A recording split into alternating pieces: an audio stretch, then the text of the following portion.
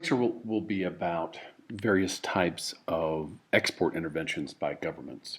The first one that we're going to be taking a look at is the instance when a government restricts the exports of a product through a tax. Now, this may seem odd. Most people think about exports as being good things because they create jobs and hard currency earnings. But in some instances, governments want to restrict the amount of product that goes abroad, in large part because the export opportunities raise the domestic price of this product as producers have the option of selling to foreign consumers who are willing to pay more. So there are two potential goals of an export tax that we'd like to discuss here. The first one might be to reduce the domestic prices. Now, these domestic prices could be to final consumers if it's a final consumption good like automobiles. If the exports are a product like steel, the government may reduce the amount of exports through a tax in order to make it cheaper for automobile manufacturers, for example, to produce the final good. Another clear benefit to governments might be that the export tax raises revenues. It is, after all, a tax, so that the government may use that as a source of funds to undertake other activities that the government is pursuing. Now, there are also clear downsides.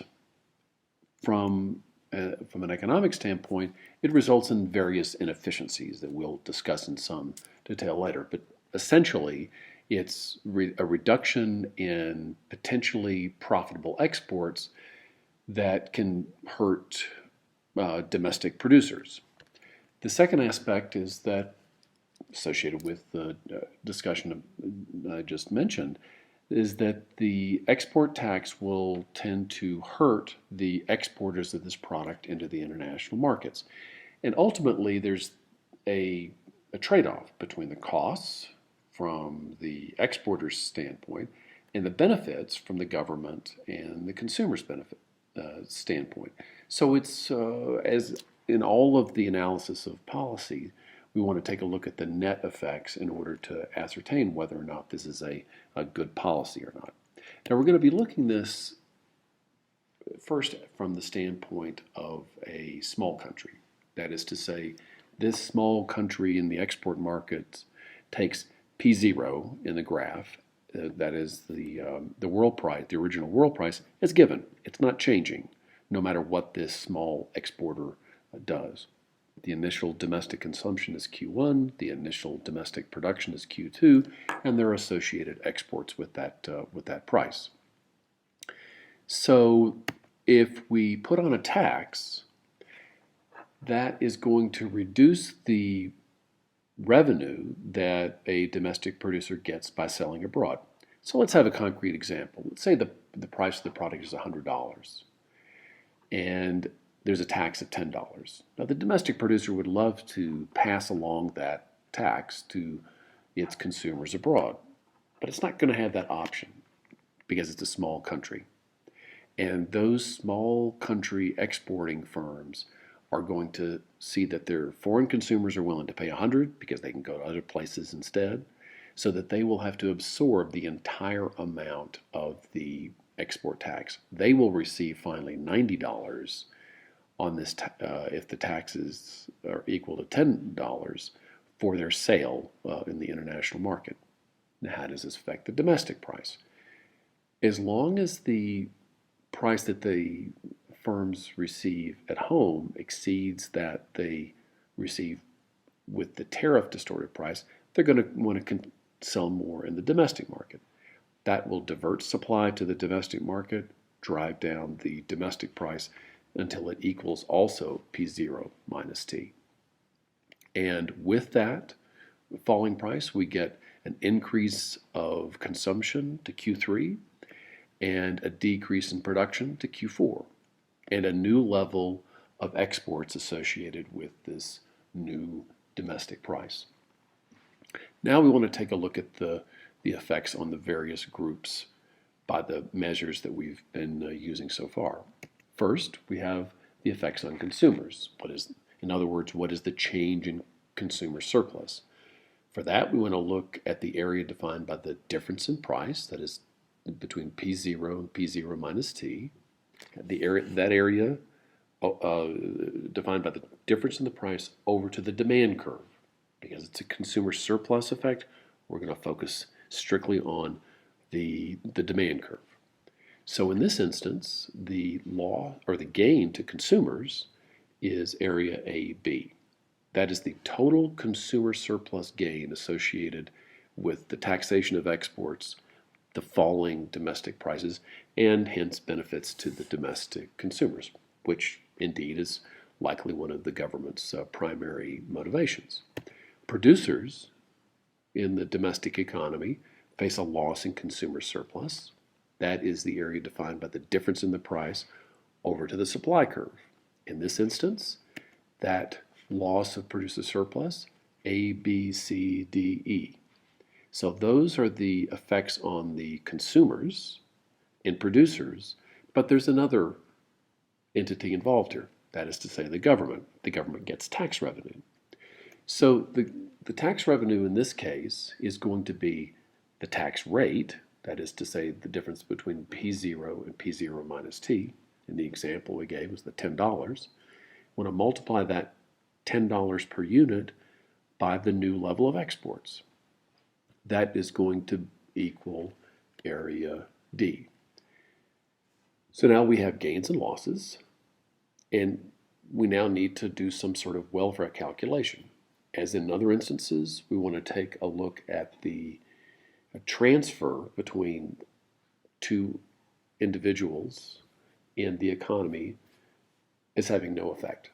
That is to say, if consumers gain something, and that is simply a transfer from domestic producers, no effect.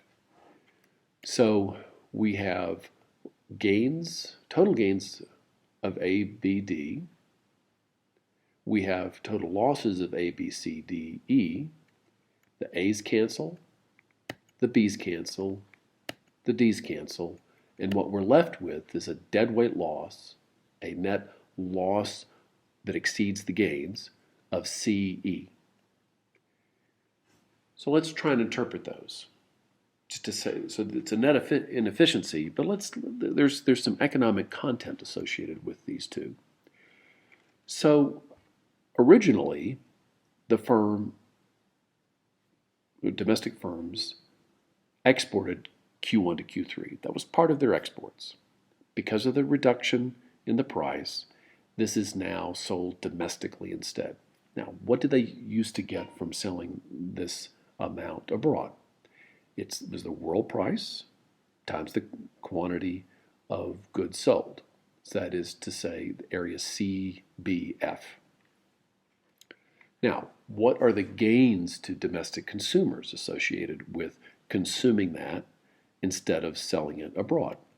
The domestic consumers are going to benefit, the total benefit is going to be the area under the demand curve. It's that trapezoid. So we have an excess of export revenue loss over any benefit that the domestic consumers received.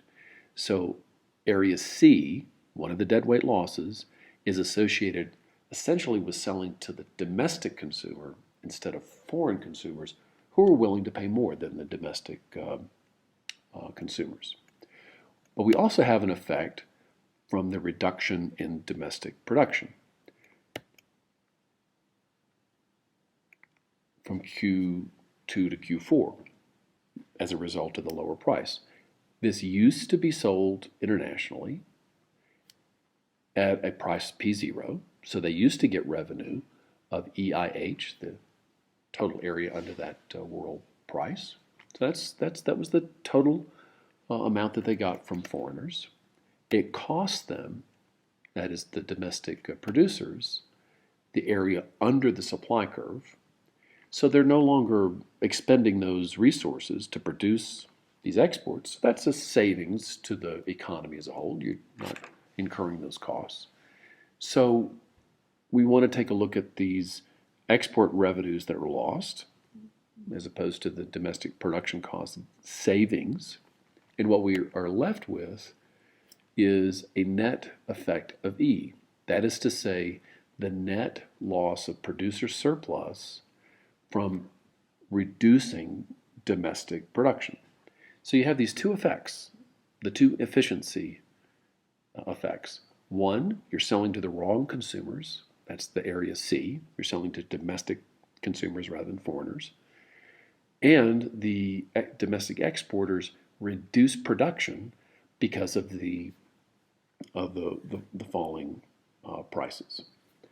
Now, from the government standpoint, they still like it. They get revenue. These export taxes can be used to fund all sorts of government activities, social programs, military spending, whatever. And the domestic consumers will certainly like this because they get lower prices for the product. But it comes at a cost. It comes at a significant cost to the domestic producers that exceed those benefits.